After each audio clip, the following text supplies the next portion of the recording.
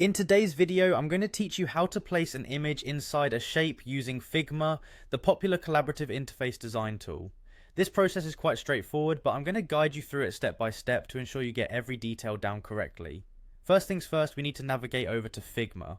Open your web browser and go to figma.com. It's a versatile platform that many designers use for creating interface designs collaboratively. Once there, you'll want to locate the login button prominently displayed on the page. Click it to access your account. If you don't have an account yet, you'll need to set one up, but for today we'll assume you have one ready to go. Once logged in, next navigate to the Home section. This is your dashboard where you'll see your recent files and projects. From there, find and click on Design. This will take you to the Figma design workspace where magic happens. Now let's get started with creating the shape that will hold your image. In the design workspace, you'll want to create a shape.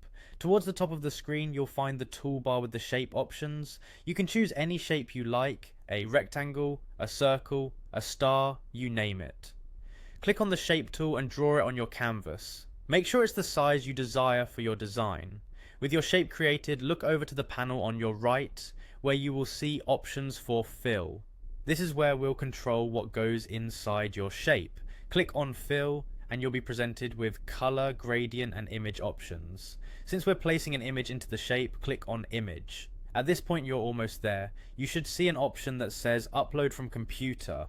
You'll want to click this to select the image file you want to place inside your shape. Browse through your files and select your image, then click Open.